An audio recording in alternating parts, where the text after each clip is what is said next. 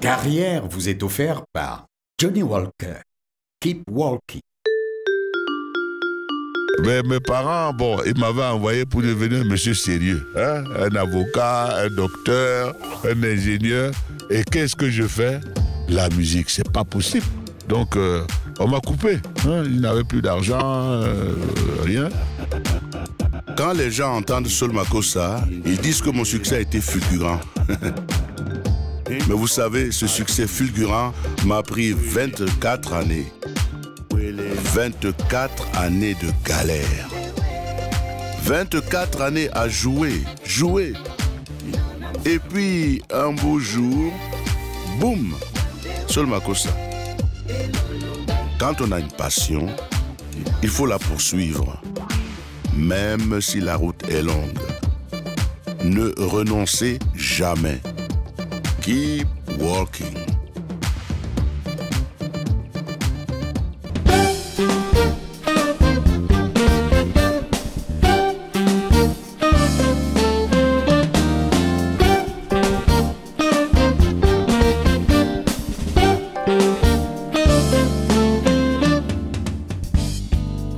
Rendez-vous avec votre magazine Carrière. Mesdames, Messieurs, bienvenue. Nous avons choisi la ville de Mbalmayo pour vous dérouler le menu de cette édition qui, comme à l'accoutumée, va donner quelques orientations aux jeunes en matière académique, mais également pour leur insertion professionnelle. Voici en image le menu de cette 20e édition.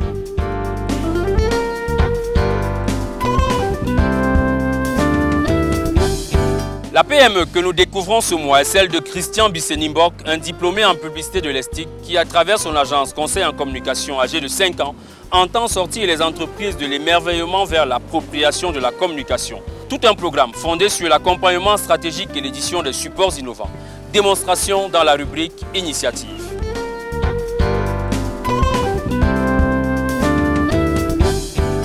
L'enquête de cette édition porte sur la formation professionnelle au Cameroun, en adéquation ou non avec le marché de l'emploi. Alors que la réforme universitaire de 1993 l'a voulu et en a énoncé les bases, l'on constate 20 ans plus tard que le chemin qui mène à la professionnalisation des enseignements est encore jonché d'obstacles. Petit pas de la professionnalisation des enseignements, plus de détails dans le cours de ce magazine.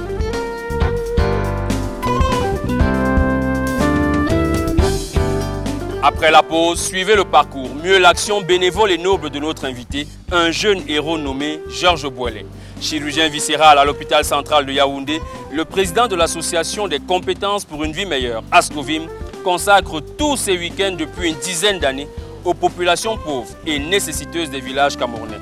Il leur apporte gratuitement des soins spécialisés de santé et du matériel scolaire. Portrait de ce géant, c'est dans la rubrique Success Story. Enfin, si votre carrière vous conduit vers un nouvel emploi, vous devrez probablement passer par une période d'essai pendant laquelle vous devrez soigner votre attitude vis-à-vis de vos nouveaux collègues ou collaborateurs, mais surtout rassurer votre employeur. Comment réussir sa période d'essai? Conseils et astuces à suivre dans la rubrique Coaching avec Jean-Yves Mouriou. Mesdames, Messieurs, installez-vous, nous commençons tout de suite.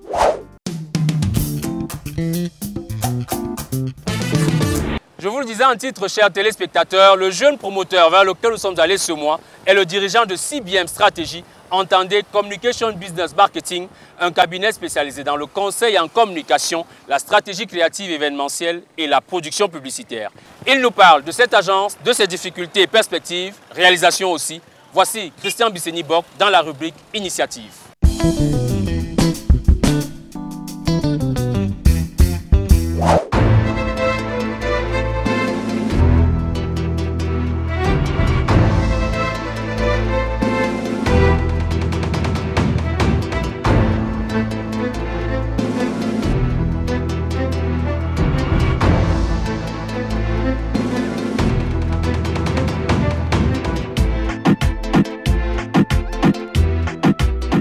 Bonjour, bienvenue à CBM Stratégie. Christian Bissenimbok, c'est mon nom. C'est une modeste équipe qui vous accueille ici ce jour. Vous avez de ce côté mademoiselle Émilie Nadiaou, c'est la responsable des questions administratives et financières. Vous avez la Josiane qui l'assiste dans ses tâches quotidiennes. Ogré Maout, l'assistante de suivi clientèle. À ses côtés, c'est mademoiselle Anaïs. Je voudrais préciser que c'est une stagiaire et c'est elle qui était pratiquement, bien évidemment, avec ses camarades que vous verrez tout à l'heure, chargée de ce projet, c'est-à-dire la participation de son responsable, son encadreur de stage dans carrière. Et de ce côté, effectivement, nous allons faire un pont ici. Ça, c'est ce que nous appelons la salle de créa. Donc, dans la salle de créa, vous avez Ludovic, qui est le responsable. Et vous avez donc à ses côtés de nombreuses charmantes demoiselles qui sont toutes aussi des stagiaires, des étudiants de l'ESTIC. Là, vous avez Stéphanie, vous avez ici Jessica, vous avez la Fanny, et vous avez celle que j'aime bien chahuter là avec sa taille. C'est ma petite Ewondje. C'est ici au quotidien que je travaille, que je réfléchis, bien évidemment, que je reçois les clients avec lesquels nous échangeons. C'est également ici, en quelque sorte, notre salle de brainstorming. Donc, merci et bienvenue.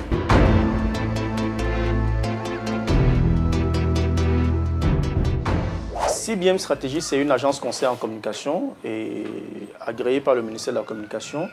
Les activités de CBM se résument en trois pôles.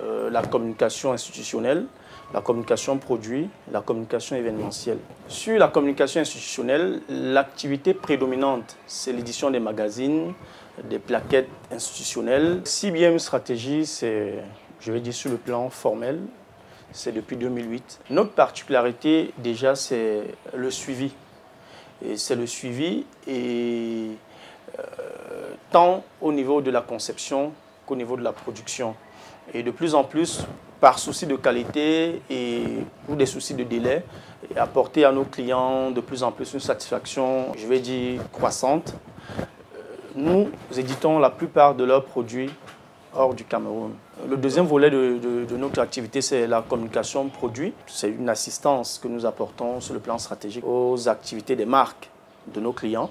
Dans la communication événementielle, c'est des activités liées à l'événementiel, c'est-à-dire l'événementiel d'entreprise ou alors événementiel, initiative personnelle privée, c'est-à-dire soit événementiel suggéré par les entreprises, soit une activité événementielle créée par CBM Stratégie. Donc, en termes d'investissement, je pense que nous avons le minimum de départ, c'est-à-dire le minimum qu'exige le lancement d'une PME. En termes d'investissement, je peux tout simplement dire que ça évolue progressivement en fonction des besoins de la clientèle et en fonction du volume de notre activité.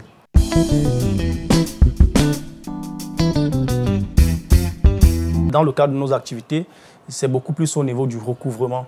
Parce que vous voyez, vous travaillez parfois, généralement même avec de grandes entreprises, des entreprises qui ont pignon sur rue, mais qui ne payent pas, qui ne vous facilitent pas la tâche. Je souhaiterais que les banques cessent d'être des trésoriers, parce que pour moi, les banques sont plus des trésoriers, de bons trésoriers au Cameroun que des outils de financement. Chaque fois qu'une PME a besoin d'un crédit, la première question qu'on vous pose, si vous avez un titre foncier. Donc, en réalité, une PME qui a besoin de construire, de bâtir, d'investir, devrait d'abord privilégier l'achat d'un titre foncier, le mettre en réserve pour que, à l'avenir, si vous avez besoin d'un crédit, le présenter. Je dis non, il faudrait que les gestionnaires de banque accompagnent leurs clients, que les gestionnaires cessent d'être ceux-là qui nous octroient leur signature lorsque nous avons besoin des attestations de domiciliation bancaire et qu'ils suivent régulièrement les activités de leurs clients afin qu'ils puissent également suggérer à leurs clients, à partir des informations qu'ils ont des comptes de leurs clients,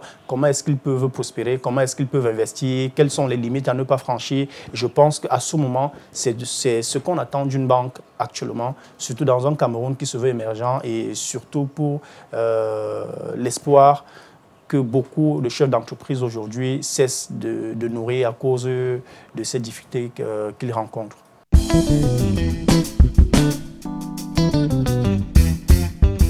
sortir les entreprises de l'émerveillement de la communication à l'appropriation de la communication. C'est-à-dire les entreprises cessent d'être inertes quand vous leur faites des propositions. C'est-à-dire dès que vous avez fait une proposition, waouh, non, il faudrait qu'ensemble, que nous travaillons. C'est ça qui permettra à ce que, non seulement au-delà déjà des relations annonceurs et agences qui sont souvent tendues, du fait que chacun accuse, les uns et les autres se rejettent des responsabilités, afin que nous puissions produire des travaux de qualité qui honorent non seulement les agences, mais également l'annonceur qui en est le principal bénéficiaire au final.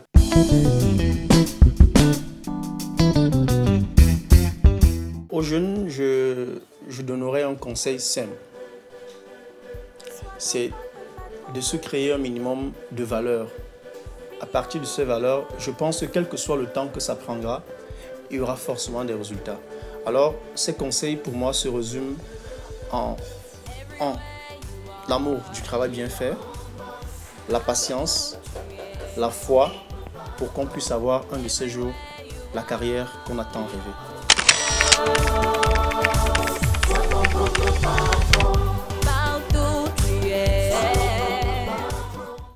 Voilà pour cette initiative. Nous sommes toujours en Mbalmayo, mesdames, messieurs, et nous évoquons à présent la question de la suppression ou non du probatoire des examens officiels au Cameroun. L'on se souvient qu'en 2011, le candidat à l'élection présidentielle, alors député à l'Assemblée nationale, Jean-Jacques Ekindi, pensait déjà qu'il faut supprimer le probatoire des examens officiels au Cameroun. Nous avons posé la question à d'autres citoyens, dont voici les avis croisés dans la rubrique Débat. Je vous invite à suivre très attentivement.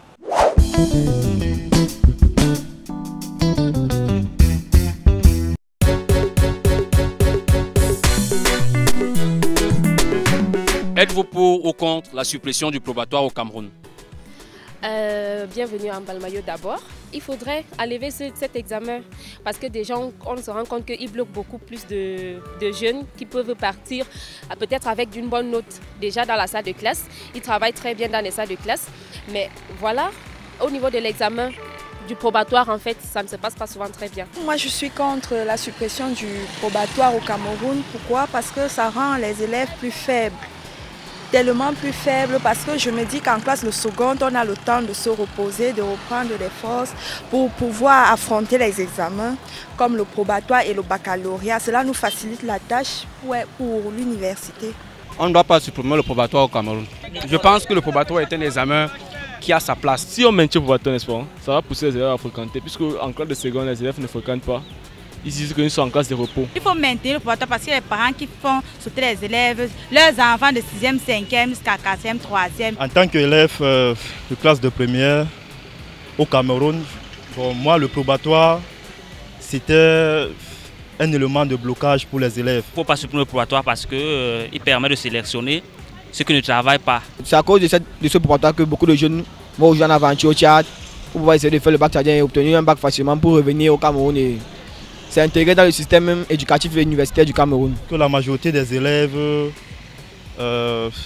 arrêtent leur parcours en première. Il y a des élèves qui passent 7 ans, 6 ans en première sans avoir cet examen-là, donc il faudrait supprimer et investir cet argent ailleurs, c'est mieux. On doit supprimer le probatoire parce que il n'y a aucun examen qu'on organise avec niveau probatoire. Si vous partez demander un emploi, on demande niveau bac ou niveau BPC. On ne pourrait pas demander niveau probatoire. C'est un sale diplôme. Quelque part, c'est un sale diplôme. Ce n'est pas encore supprimé. Mais ce qui manque peut-être le décret d'application, c'est un truc qu'il fallait. On a supprimé depuis. Je vous le disais en titre, la réforme universitaire de 1993 en a énoncé les bases, mais 20 ans plus tard, la professionnalisation des enseignements n'est pas effective au Cameroun. L'on constate par exemple qu'à ce jour, plus de 80% des étudiants camerounais sont formés dans des filières généralistes, une tendance que le gouvernement espère ramener à 70% à l'horizon 2035. Et l'on peut constater qu'au début de chaque année, de nouvelles filières se créent, mais elles ne parviennent pas à combler les attentes du marché de l'emploi. Petit pas de la professionnalisation des enseignements, c'est le titre de l'enquête de cette édition que signent pour nous Arafat Ekunga, Guy Hervé Fongan et Albert Ledouillondio.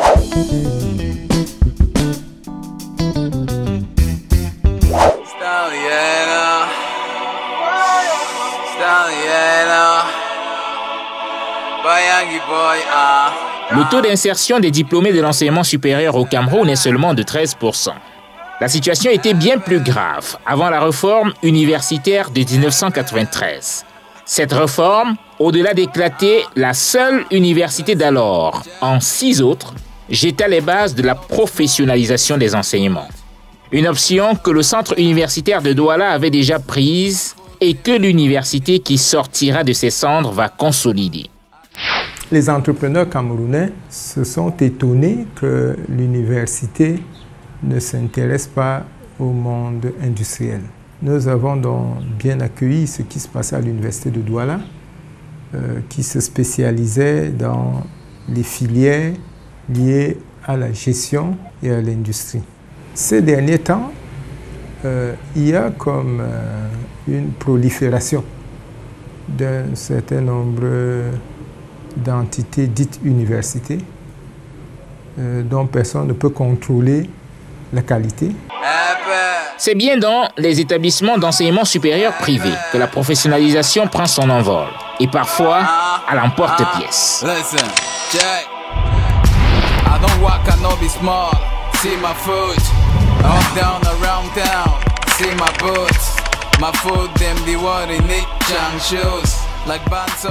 C'est depuis la moitié des années 2000 que les universités d'État connaissent une floraison des filières professionnalisantes. Le succès de ces filières en termes d'effectifs témoigne de ce que l'attente est forte dans les rangs des étudiants. Tenez, le nombre de candidats au concours d'entrée à l'Institut des Beaux-Arts d'un Konsamba est passé de 3000 candidats contre 100 dans sa première année d'existence.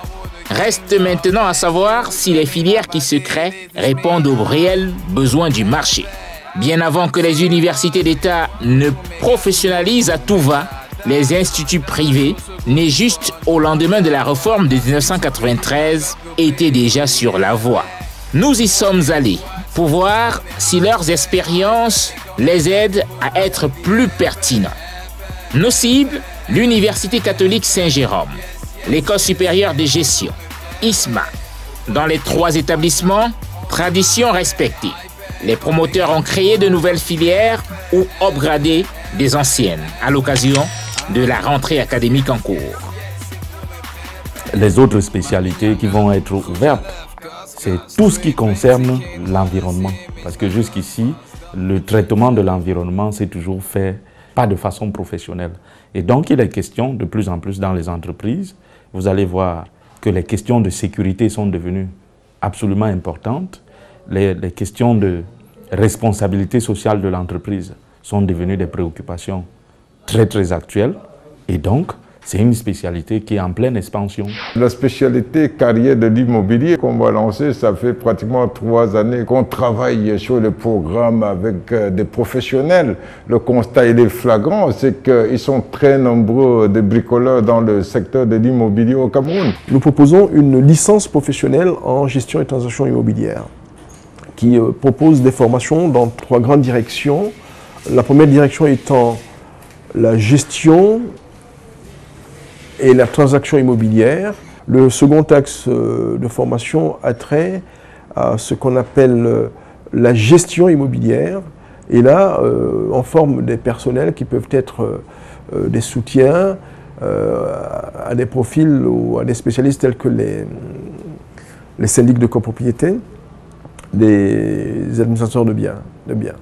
Et le troisième axe de formation, c'est bien sûr la promotion immobilière. On va créer 2 licences professionnelles en maintenance industrielle et dans le domaine des télécoms, réseaux et automatiques. Alors quand on regarde l'état de nos équipements d'une manière générale au Cameroun, il est clair que la fonction maintenance requiert un besoin énorme en main d'œuvre. Bon, pour ce qui est de télécom réseau, c'est aussi un secteur porteur.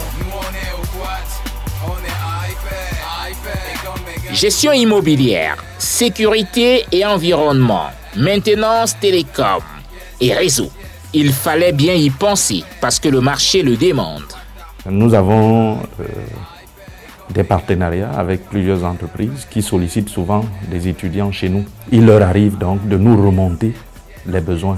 Nous faisons une enquête et au bout de l'enquête, s'il est avéré que le besoin est pertinent et que le marché en termes de prévision sera porteur, nous nous engageons dans la démarche d'ouverture de cette spécialité qui est demandée. Mais nos promoteurs qui disent écouter le marché ne s'adressent pas toujours à tous les acteurs importants. Normal que la DESCAM, qui rassemble l'essentiel des sociétés de sous-traitance, marque sa surprise. Nous avons été approchés par l'ISTDI, nous avons été approchés par l'université de Douala dans sa branche IUT, mais les autres n'ont pas de préoccupation de qualité de produit parce que la qualité du produit se définit à partir d'une norme. Et à partir du moment où l'État n'a pas clairement défini cette norme, les promoteurs en font à leur tête. Le déficit de consultation et de concertation entraîne une faible maîtrise des attentes des entreprises et par conséquent une orientation pas toujours pertinente des programmes. Bien plus, la question du déficit d'infrastructures est une réalité qui plombe la qualité de la formation professionnelle.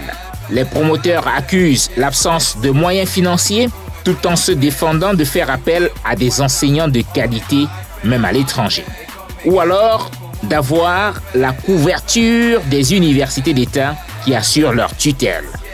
L'État ne subventionne pas les IPES. On a la chance d'avoir quelques banques qui ont compris et qui suivent. Donc nous arrivons à jongler entre les coûts de scolarité des étudiants et les accords que nous avons avec les banques. Tout compte fait, les nouvelles filières sont loin de combler la demande. Les exigences des projets structurants en matière de qualité des ressources humaines ne peuvent pas, en l'état actuel, être satisfaites par notre niveau de formation. Un pays comme le nôtre a besoin de techniciens. Je prends un exemple simple. Aucune des offres qui sont faites ne concerne, par exemple, la plongée sous-marine. Ne concerne, par exemple, la soudure sous-marine. Parce qu'il faut, pour ce genre de formation, des équipements et des formateurs d'un certain gabarit et d'une certaine qualité. Nous sommes donc enclins à penser que beaucoup de nos compatriotes se lancent dans ce qu'ils appellent la formation des universités, davantage pour se faire de l'argent que pour véritablement former les Camerounais au métier de l'avenir. Qu'on essaye d'adapter la formation à la production, parce que nous avons un sol suffisamment riche, en plus à la transformation, ce qui se fait déjà très bien par le ministère concerné, et ensuite par les outils de vente, de mise en avant qui doit le faire. Donc, pour les écoles et les universités, il est temps qu'aujourd'hui, qu'on intègre des formations courtes, des BTS pour les PME, qui permettent à l'étudiant sortant fraîchement du secondaire de s'approprier des outils où il peut être directement opérationnel. Les milieux d'affaires sont encore sur leur soif, malgré les efforts qui sont faits en vue de professionnaliser l'enseignement.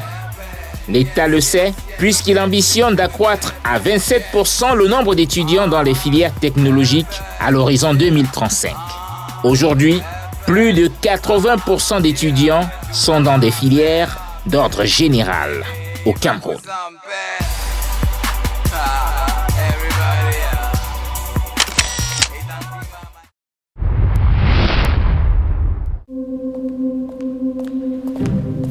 In life, I have learnt that it is important to step forward. My business would not exist today if I had not. I had nothing but the clothes on my back and one pair of shoes. People said, "You will trip and fall." And I replied, I would rather step forward and fail than live with a failure or standing still. In the journey of life, you will be defined by the amount of times you step forward along the way.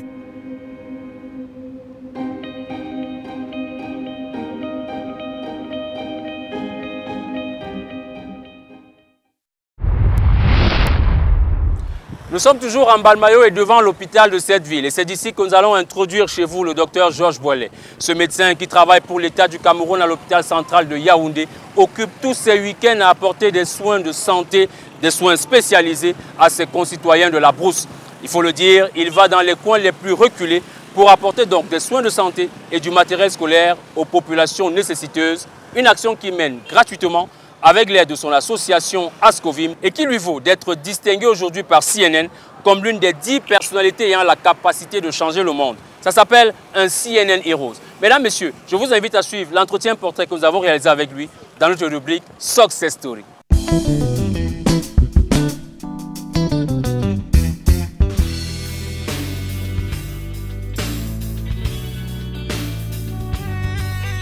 Je suis le docteur Boilet Georges. Je suis chirurgien à l'hôpital central de Yaoundé, chirurgien du ventre. Voilà, je suis le président d'Ascovim, qui est une association humanitaire du pays. Mon enfance a été celle de la plupart des enfants camerounais, c'est-à-dire qui sont nés dans une famille modeste, qui ont fait, pour qui les parents se sont battus pour qu'ils aillent à l'école. Mon père était un simple douanier qui n'était pas fortuné. Mes parents ont tout fait pour qu'on aille à l'école correctement. Je peux vous dire que je n'ai jamais connu les pressions de rentrée scolaire.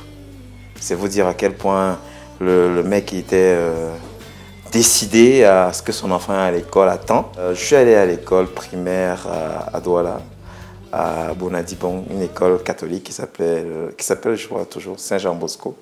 C'est là que j'ai fait le primaire. Après, le rêve de tout élève de primaire de Saint-Jean Bosco était d'aller à Liberman. Malheureusement, j'ai raté le concours pour entrer à Liberman. Je suis donc allé à Saker. J'ai fait 7 ans là-bas, c'est-à-dire de ma 6e en terminale. Et après, j'ai eu la chance d'avoir mon bac. Je suis arrivé à Yaoundé pour la première fois pour l'école. Là, on était déjà dans les années 91. J'ai fait 2 ans de faculté de sciences. C'était les années un peu difficiles. C'est la période où il y avait beaucoup d'étudiants dans la même classe et tout, et le gouvernement était en train de penser à créer SOA et tout ça dans les années qui ont suivi. Quand on est arrivé à l'université, le rêve c'était de faire la médecine. Quand je suis arrivé, j'ai déposé mon dossier pour faire le concours du CUS à l'époque, qui est l'actuelle faculté de médecine. J'étais en retard, donc mon dossier n'a pas été retenu. Et j'étais avec un ami très cher et il m'a dit bon, c'est pas grave. Et puis on m'a suffisamment découragé, on était 5000 candidats pour 75 places à l'époque, donc je me suis dit c'est pas la peine de le faire. J'ai fait tranquillement ma fac sciences et mon ami en 2e année comme ça, il a dit on remet sur notre projet de faire la médecine et moi je vais faire ton dossier. Je lui ai dit non, c'est pas grave. Moi j'avais eu ma chance, je devais aller en 3e année de fac sciences, je suis rentré à Douala, il s'appelle Dr Penty Martin. Il est resté, il a fait mon dossier, il a tout déposé et je suis seulement venu composer. Et pour composer, il ne m'a même pas dit tu viens composer, il m'a dit viens m'accompagner. Et en allant l'accompagner, j'ai vu mon nom, il m'a dit assieds-toi, tu composes.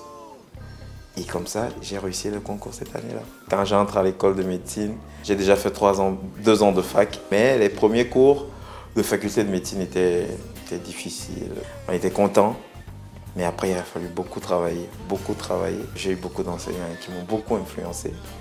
Mais globalement, c'était des chirurgiens. Le professeur Masso, c'est le professeur Bob, c'est le professeur Soso. C'est tous ces gens-là qui m'ont formé. Quand j'ai eu mon diplôme de médecin en 2000, j'étais affecté par chance dans le service d'un très brillant médecin camerounais qui s'appelle le professeur Nkam. Il venait d'être nommé directeur du CHU. Alors il m'a pris dans son service de réanimation polyvalente. Et là-bas, j'ai beaucoup appris.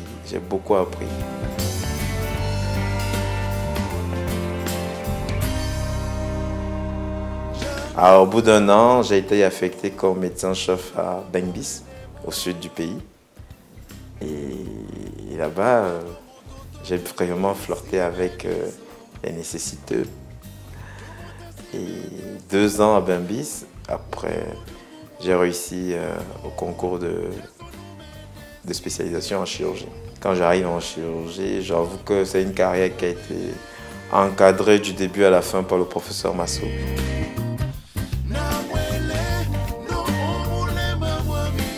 C'est ce qu'on qualifie dans notre jargon de bon médecin. C'est un bon médecin parce que c'est quelqu'un qui est à l'écoute des malades, qui est à l'écoute de ses collaborateurs, aussi bien de ses supérieurs que de ses cadets. Et c'est un grand encadreur. Le patient a parlé de plusieurs symptômes. Il a évoqué la maladie hémorroïdaire. Je vous informe seulement que on ne dit pas que quelqu'un a les hémorroïdes, parce que tout le monde a les hémorroïdes. Ça s'appelle les vaisseaux hémorroïdaux. Je vous ai dit ça, non? Donc tout le monde a les vaisseaux hémorroïdaux. Maintenant, lorsque ces vaisseaux ont une manifestation clinique, dans ce temps qu'on parle de maladie hémorroïdaire. On va vous examiner, mon frère. Vous avez les gants? Non. Alors, si vous avez, venez.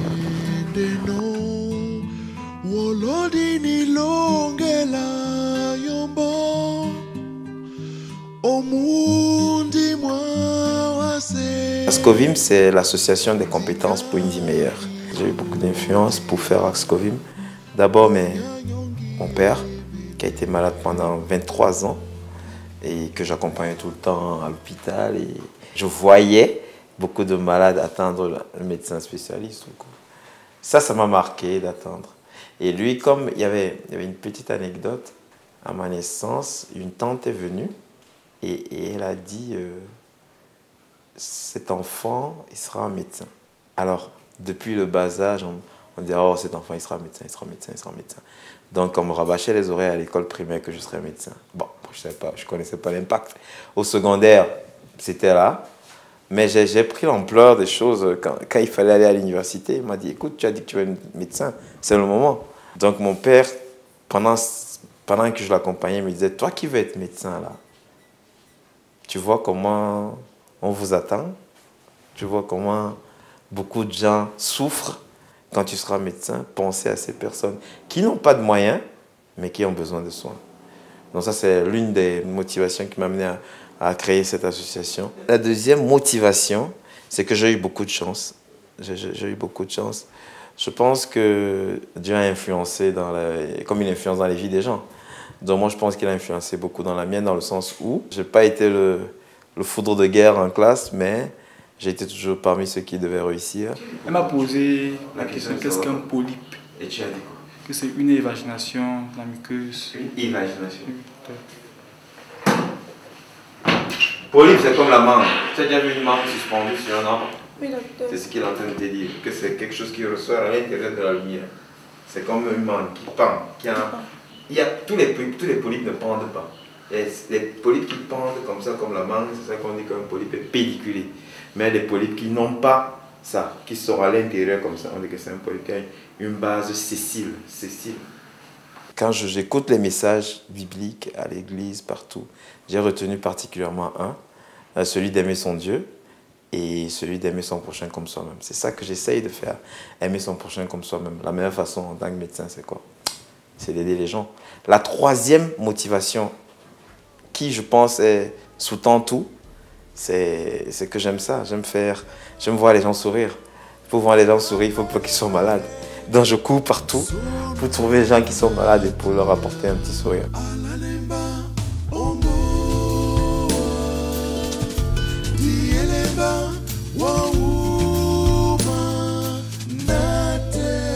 Première course, c'était en 97 avec un ami qui s'appelle Dr Issiben. Ils ont monté un groupe qui s'appelle le CEMOL.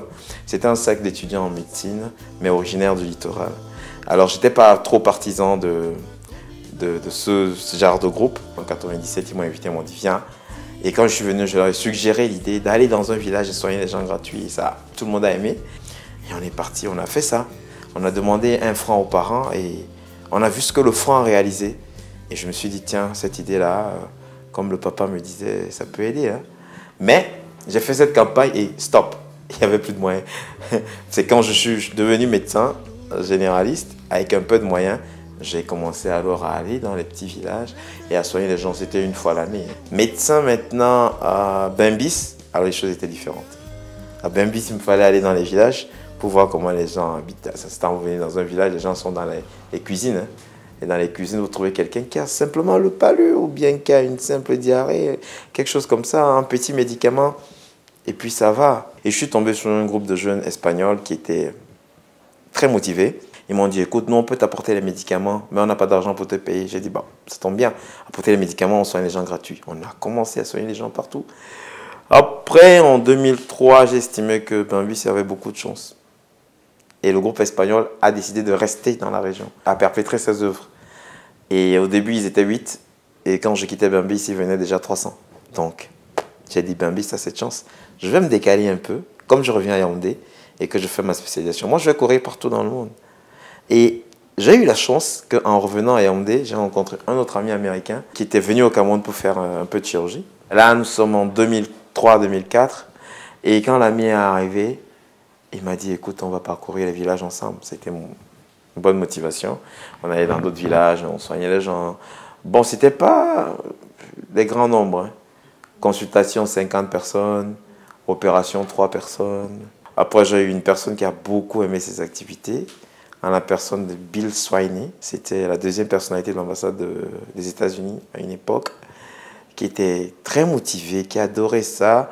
Qui n'hésitait pas à m'inviter le week-end que non, allons. Ce qui fait que parfois, j'étais obligé de lui dire, j'ai pas d'argent. Il dit, non, non, non, je vais trouver les médicaments et tout. Donc, on a soigné pas mal de gens dans les villages comme ça. Avec Bill Swiney, on a fait ça jusqu'en 2008.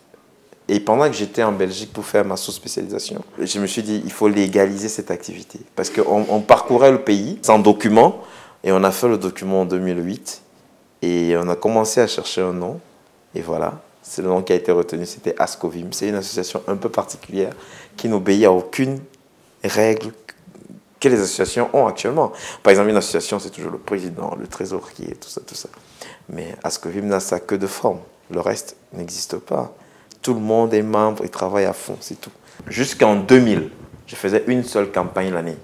Et une campagne l'année, c'était environ, au trop, 60 personnes de consultées. 4 à 5 personnes opérées. Après, en 2002, 2001, 2002, 2003, quand j'étais à Bambis, là, ça a augmenté un peu avec l'aide des Espagnols, parce que les Espagnols apportaient beaucoup de matériel. On est arrivé à avoir 1000 personnes pendant l'année. J'ai eu un jeune tchadien qui est venu apprendre les soins infirmiers au Cameroun et qui est tombé fou amoureux de cette association. Alors, on a parcouru le pays pendant 2 ans. C'était un mec super. Et on a vu beaucoup plus de gens. Alors, je crois qu'il y a eu des gens qui sont motivés pour l'Ascovim, mais je pense que c'est l'une des personnes que j'ai vues qui était plus motivée que moi. Parce que c'était le mec à qui je disais, on part, et qui me disait, voyons le dernier, ça c'est le dernier, ça c'est le dernier. Il s'appelle Bainamni Noël, il est retourné dans son pays au Tchad, mais il a fait un bon boulot ici. Grâce à lui, on voyait déjà 2000 personnes l'année. En ce temps, le financement était personnel, ce qui fait qu'il n'y avait pas beaucoup d'argent, puisque ce sont mes propres moyens que j'utilisais. 2009, ça a commencé à monter. 8000 consultations l'année. 2009, 2010, 11 000. 2012, on est dit à 12 000 patients comme ça, qu'on consulte gratuitement par an et à qui on donne les médicaments gratuits en fonction des diagnostics. Et aujourd'hui, on opère 700 personnes par an, gratuitement. Ascovim va, je sais pas moi, au nord-ouest, on était à Nieng, on était à Santa, où on a distribué du matériel scolaire. Parce que ce qu'il faut savoir, c'est que Ascovim entre dans un village par la santé. On vient avec la santé, les gens ont confiance en nous, et on dit à ces gens, écoutez, nous ne sommes pas des extraterrestres, nous sommes vos enfants que vous avez envoyés à l'école. Nos petits frères qui sont là, envoyés-les à l'école, ils seront meilleurs que nous. Et les populations répondent par la même chose. On n'a pas les moyens. Et nous, on dit non, on est venu avec les cahiers, on est venu avec les bics, on est venu avec les crayons. On distribue donc ça à la population. Pour le primaire, on le fait et on dit aux parents, si les enfants ont le CEP, soutenez-les. Parce que l'objectif n'est pas de faire démissionner les parents. L'objectif est qu'on a beau se voiler la face, mais il y a quand même la pauvreté. Il y a quand même la pauvreté. Nous, demain, là, on doit aller à l'extrême nord, les régions de Doukoula, de Goïntala, tout ça, dans ces villages-là où il y a eu parfois l'inondation, tout ça. Et quand vous arrivez là-bas, c'est difficile. C'est pour ça, je pense qu'on ne va pas toujours tirer sur le gouvernement. Je pense que le gouvernement fait beaucoup, mais la tâche est ardue. La tâche est immense. C'est pour ça qu'il faut plusieurs bras. C'est pour ça qu'il y a des ONG. C'est une organisation non gouvernementale qui doit s'associer à l'action du gouvernement. C'est ce que nous, on essaie de faire. L'État camerounais nous aide, peut-être pas encore sur le plan des dons en matériel, mais l'État camerounais nous permet de réaliser ces œuvres, d'aller dans les villages, d'aller à gauche, à droite, de prendre en charge les populations. L'État camerounais nous permet de mettre l'ordre. Parfois, quand on va, il y a des régions où on va, le sous-préfet est là, avec nous tout le week-end, et avec les gendarmes et tout ça, on nous aide à mettre l'ordre, que la cérémonie se passe bien. Chaque année, on est d'environ 3500 enfants. Mais cette année, on a décidé d'aider 3000 seulement dans cette zone de Doukoula et 4000 dans le sud, dans tout le sud. Donc on veut passer de 3500 à 7000. Je dois dire que c'est lui le fondateur de cette association et a mis sur pied cela, je crois qu'il y consacre toute sa vie. Et tous les week-ends, il fait des activités de brousse. Et c'est comme ça depuis une dizaine d'années. Il faut qu'à 8h30, je sois à l'hôpital central au plus tard. Parce que je dois consulter, je dois travailler, tout ça. Aux environs de 15h, je dois aller faire quelques cours parce que j'ai la chance de faire les cours de mon chef. Le professeur Masso, je fais quelques-uns de ses cours. Ce qui permet d'améliorer le niveau et tout. Après 18h, je peux revenir pour faire un travail.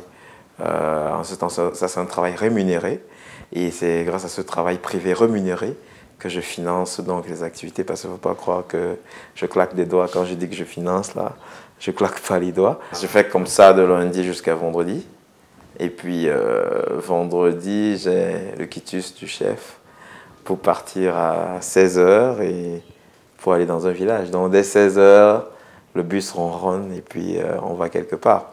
Mais seulement toute la nuit, il faut préparer. Il faut être sur le net. Il faut envoyer les invitations aux gens. Les gens qui veulent venir, les volontaires, parce que nos volontaires viennent de partout dans le monde. Ascovim, c'est 120 bénévoles venus de l'étranger. Et les bénévoles camerounais, eux, ils sont autour de 300. Je chemine à ses côtés depuis pratiquement 5 ans. Il m'a encadré dans la profession médicale depuis mes études médicales, puisque j'ai fait sa connaissance lorsque lui, il était en spécialisation et moi, j'étais étudiant en médecine. Et au jour d'aujourd'hui, je suis avec lui dans toute cette grosse caravane humanitaire. Nakati muni munja nakati nadi bona bami besembusami. CNN Heroes, ça a été l'une des plus grandes vitrines d'Ascovim. On a eu un ami, le docteur Tatiana Mouza, qui a brillamment réussi aux États-Unis, a porté à l'attention des reporters de CNN Heroes, qui est une émission qui récompense l'une des personnalités dans le monde qui aurait marqué le monde par ses activités humanitaires, quel que soit le domaine, pas seulement la santé, dans tous les domaines. Alors il a porté à l'attention des présentateurs de cette émission le travail que nous abattons ici dans l'ombre depuis longtemps. Et par chance, sur les 8000 dossiers que CNN avait reçus, alors eux-mêmes ils disent que quand tu es dans les 8000 dossiers, tu es nominé. Et quand tu es dans les 24 où nous sommes actuellement, tu es sélectionné. Donc nous sommes donc sélectionnés parmi les 8000. Et on a 24 dossiers qui restent. Après, on va passer à une étape de 10 dossiers. Si on a encore la chance d'être parmi les 10 dossiers, alors là, on va procéder par vote dans le monde pour élire la personnalité CNN Heroes 2013. Bon, tu peux imaginer qu'on a les genoux au sol dans la prière pour être parmi ceux-là. Mais pour nous, c'est déjà une grande victoire d'être parmi les 24. On a bénéficié d'une semaine à CNN où on est passé. Et ça a montré que beaucoup de gens nous ont écrit, beaucoup de gens ont même donné. Et beaucoup de gens veulent participer. Je pense que ça va augmenter le nombre de volontaires. Mais je tiens à préciser que tous les week-ends, nous sommes nominés pour le sourire dans un village du pays. Et c'est la meilleure distinction. Chaque fois qu'on opère quelqu'un, parfois il ne dit même pas merci. Mais quand il sourit, que sa douleur est passée, qu'il est soulagé, alors c'est le meilleur award. Mais et il faut préciser que nous ne sommes pas des Globetrotters, nous ne sommes pas Superman. Nous ne venons pas pour régler avec une baguette magique Donc, nous n'apportons pas le rêve, mais nous essayons que pendant ce week-end, si une maman a mal au dos, si elle a une crise de maladie ulcéreuse, qu'on lui apporte le médicament qui va apporter le soulagement nécessaire.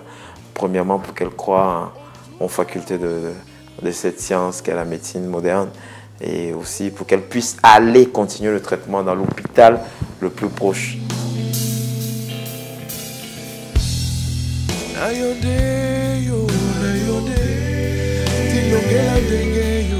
C'est parce qu'Ascovim croit en ces jeunes que nous partons de Yaoundé pour aller à l'extrême nord, pour donner le cahier et le bic à un enfant. Parce qu'on a espoir, pas qui sera absolument comme Richard Bonnat ou bien Étofis ou bien... Non, mais s'il peut être un simple menuisier, un forgeron, il apportera beaucoup à sa nation. Et pour faire ça, pour apprendre ce petit métier, il faut qu'il aille à l'école, il faut qu'il ait les connaissances. C'est pour ça que nous allons dans tous ces villages pour donner du matériel scolaire aux enfants pour aller à l'école. Et puis, qu'est-ce qu'on demande à ces enfants? Le travail. Et je pense que Dieu a donné à chacun de nous une mission. Certes, certaines personnes ne reconnaissent pas très vite leur mission. C'est ce genre d'enfant qu'on appelle à la maison le feignant, il ne faut rien. Non, je pense qu'il faut lui donner l'opportunité de faire ce qu'il a envie. Si vous avez la chance de faire ce dont vous avez envie, alors faites-le bien avec l'abnégation, c'est tout.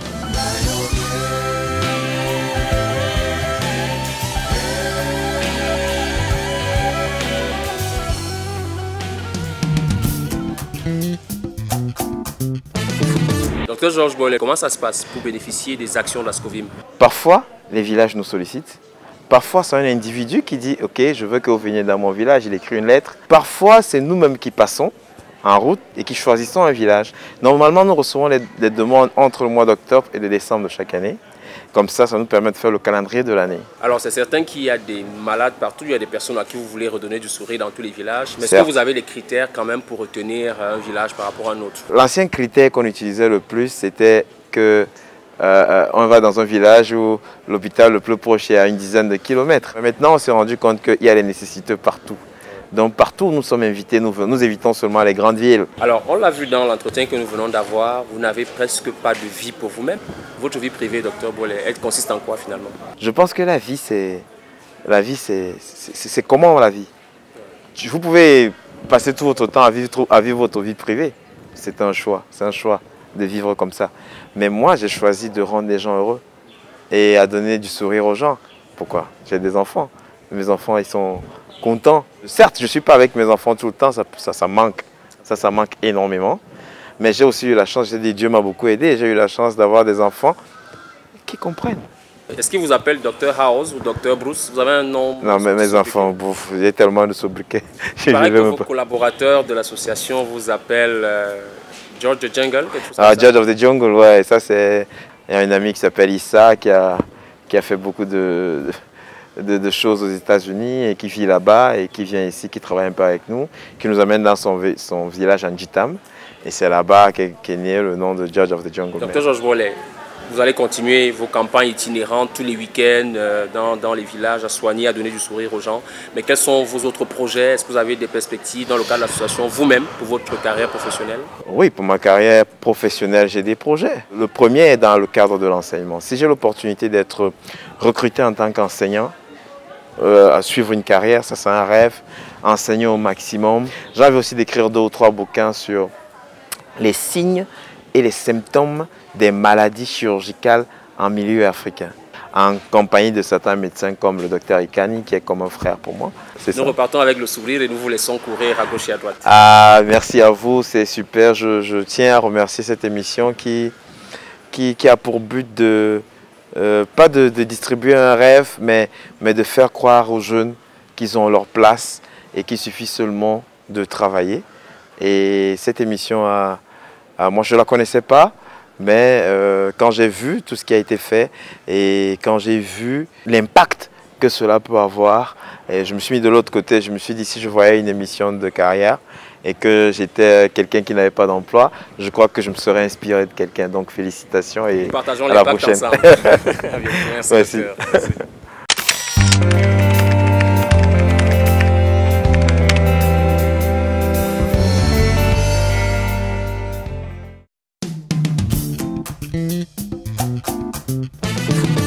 Bientôt la fin de cette émission, mais comme d'accoutumé, allons vers un de nos coachs en ressources humaines. Aujourd'hui, Jean-Yves Morion nous parle de la période d'essai pour ceux qui retrouvent un nouvel emploi ou une promotion dans une entreprise qui n'était pas la leur. Il faut rassurer le nouvel employeur, avoir de bonnes relations avec ses nouveaux collaborateurs ou collègues. Il nous dit comment le faire, trucs et astuces, dans la rubrique coaching.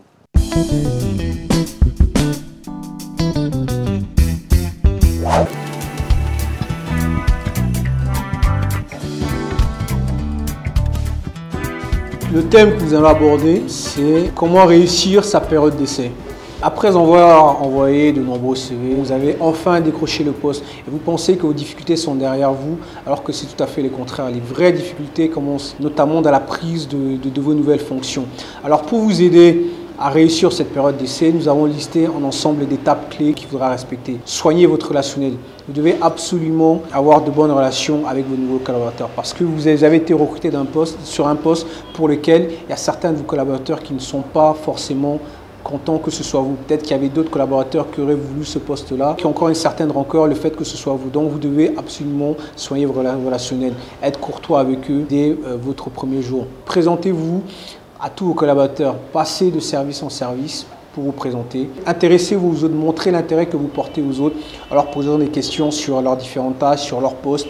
Avec des nouveaux collaborateurs, tous les yeux sont braqués sur vous. Donc ce n'est pas le moment d'avoir des altercations avec un de vos nouveaux collaborateurs. Même si vous tombez sur les collaborateurs qui vont essayer de vous provoquer, gardez votre calme parce que sachez que vous ayez tort ou raison, votre collaborateur qui est un ancien de la maison aura forcément raison et vous aurez forcément tort. Rassurez votre nouvel employeur en respectant les consignes qu'il vous donne, en exécutant correctement les tâches qu'il vous a données. Soyez ponctuel. Vous venez d'arriver dans une nouvelle entreprise, il est hors de question que vous ne soyez pas à l'heure. Vos nouveaux collaborateurs, eux, sont à l'heure. Vous, le nouveau, vous n'êtes pas à l'heure. Ça sera mal vu, enfin, au niveau même de vos collègues, au niveau aussi bien de votre hiérarchie. Faites preuve de curiosité. Posez des questions. Si vous ne maîtrisez pas une tâche, demandez à que l'on vous la réexplique. Renseignez-vous auprès de collaborateurs. Soyez curieux de tout. Montrez votre intérêt pour les tâches que vous faites. Alors pour résumer les 7 étapes pour réussir votre période d'essai, il y a la première étape qui est soigner votre relationnel, la deuxième étape qui est présentez-vous à tous, il y a la troisième étape intéressez-vous aux autres, quatrièmement ne vous créez pas d'ennemis, cinquièmement rassurez votre nouvel employeur, sixièmement soyez ponctuel et septièmement faites preuve de curiosité. Si vous respectez ces différentes étapes, votre employeur ne trouvera aucune raison de mettre fin à votre période d'essai.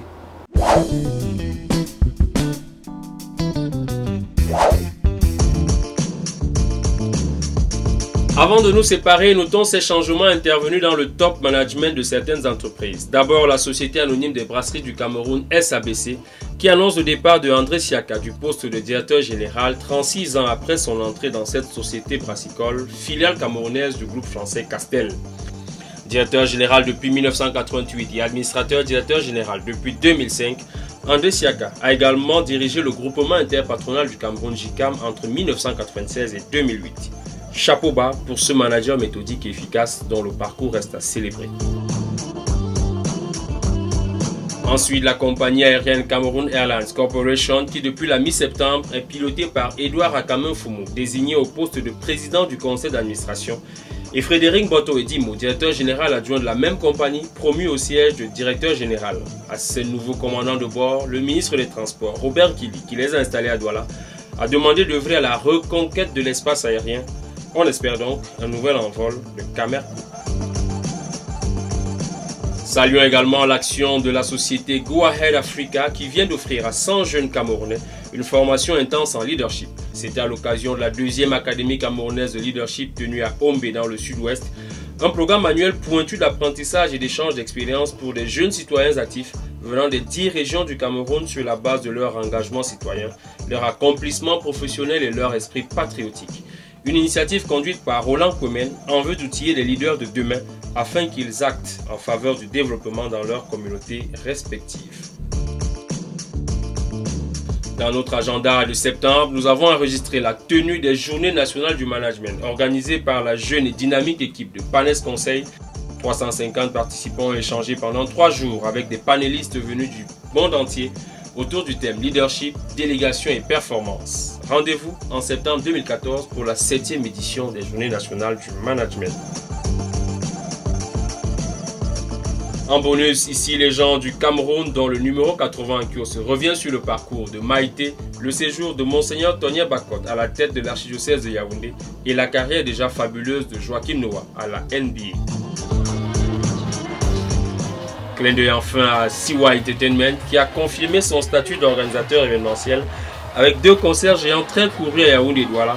Les plus jeunes, dit-on là-bas, ont liké grave.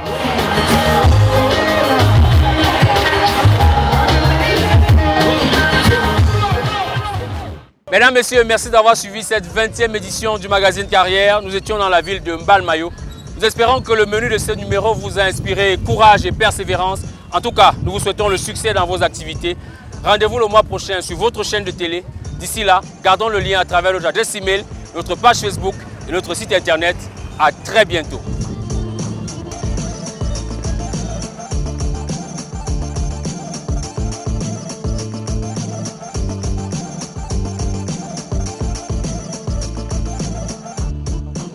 Carrière vous a été offert par Johnny Walker. Keep walking.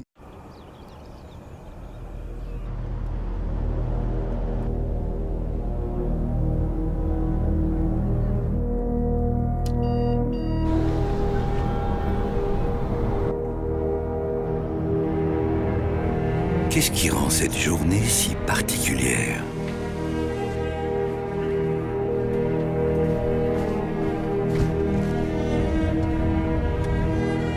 Juste la manière dont vous l'avez rêvé.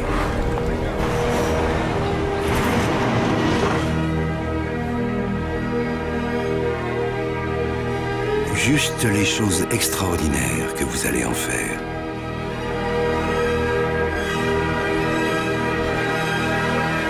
Juste les souvenirs que vous allez en garder.